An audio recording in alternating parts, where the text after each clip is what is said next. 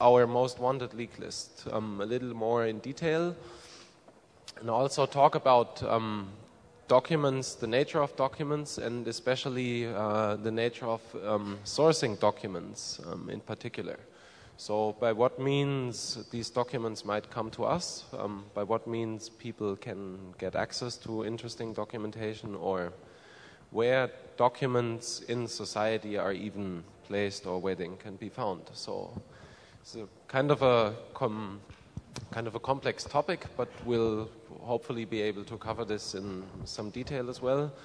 I'm just waiting for an extension for the video so we can put up the list on the beamers, and I think meanwhile maybe Julian will be talking to you a bit about sourcing documents. Okay. Thank you, Daniel. Can everyone hear me? Okay, so this is going to be a fairly interactive presentation, mostly because we don't have a whole lot of material and the VGA cable is not working, but also the nature of what we're doing and what we hope you will do really requires that. So first of all, how many people were at the first talk at 12 today? Great. Is there anyone who wasn't at the talk at 12 today? Wow. Wow. Okay, so it's about half and half. So is there anyone who doesn't know approximately what WikiLeaks is? A couple. Okay. So for those couple who don't know or have probably been misled by the yellow press,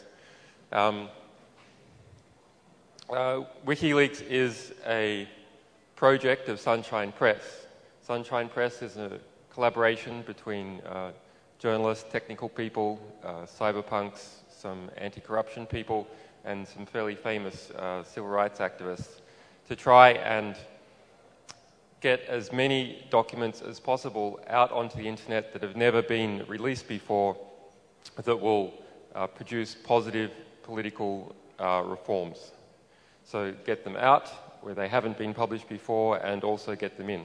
So that means providing censorship resistance for publication and also sourcing anonymization for sourcing. So 2 people are affected by retributive acts for documents that are published: publishers, journalists who work on stories about those documents, and also sources who provide those documents. So that whole pipeline needs to be protected. And we try and do this with technology, with law by picking correct jurisdictions and by having a good legal team, and by politics, by the real politic, which means making it very unprofitable in a political sense and in a legal sense and sometimes financial sense to sue us. So as an example, Bank Julius Baer, who did try and sue us in California last year and did not succeed, suffered a cost of $300 million for their attempt to sue us in the reduction of their stock price and in the cancelling of the US IPO. So people have seen that attacking us, while you might be able to do it legally, is actually not in the interests of the corporation that is doing it. Although sometimes it is in the interests of the lawyers who are doing it, even though it's not in the interests of their clients. So I want to give maybe just one example to begin with, and then we'll ask some questions about what type of documents you might be able to help us get out to the public. So when you think of a document that might achieve significant political reform, you're probably thinking something like these torture memos by you, as an example, in the United States. Something that may be top secret, it may be vaulted, very limited number of people have it, may not even be in electronic form. Those things are hard to get. Sometimes we get them electronically, but usually for those very, very restricted documents, it's people in a political circle or intelligence circle who have access to that material it's being distributed to. And so it's come to us at a fairly high level. Sometimes it comes at a much lower level, so consultants going into some place, or a janitor or secretary, or someone finding a USB stick on the train, or a web admin or a computer hacker working for an intelligence agency or the police will give us that material. But there are other types of material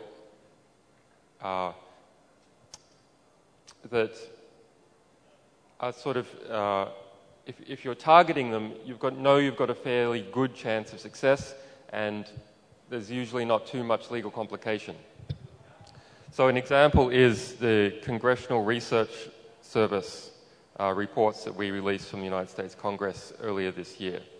So we released about 6,800 Congressional Research Service reports. The CRS is Congress's intelligence arm. It's intelligence analytical arm. It's worth about $100 million per year.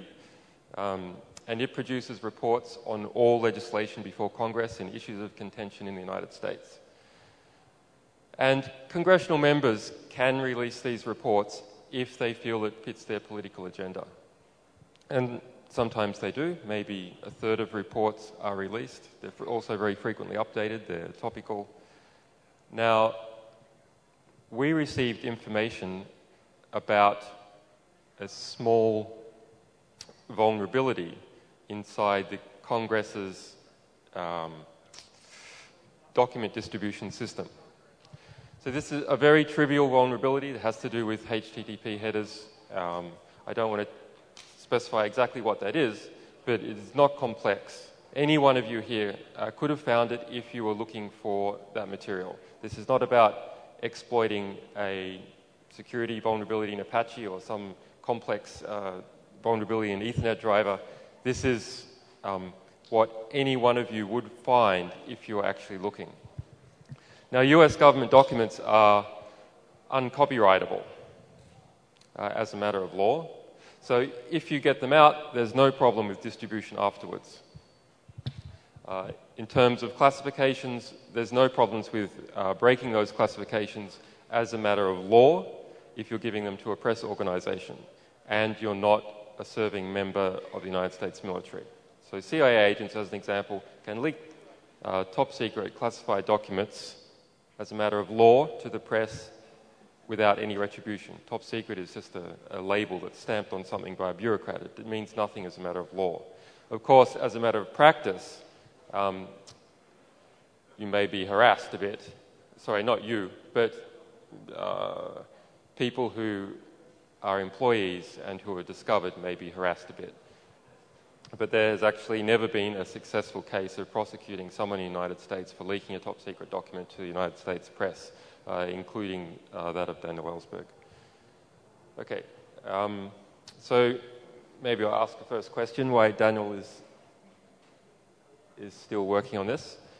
So a question about sourcing. I should say that I am a journalist and I've had many years of experience in dealing with secret documents from all around the world and protecting sources. I have never lost a source to my knowledge. Wikileaks has never lost a source to its knowledge. So it's actually a lot easier than many people think. You hear about all the cases that fail. Whenever you see in the newspaper, maybe the first third of the New York Times on a good day is actually all based upon leaks. And you will just see documents seen by the New York Times. And no one actually thinks, no one imagines in their head that behind documents seen by the New York Times is actually a source of some kind that has come forward quite successfully and have then gone back on with their life or enjoyed their moment of fame, but privately. But when someone is caught, on those rare occasions, then of course it becomes a bit of a cause célèbre, so that's what sticks in people's head. But sourcing is actually incredibly safe, in my experience. Okay, so question.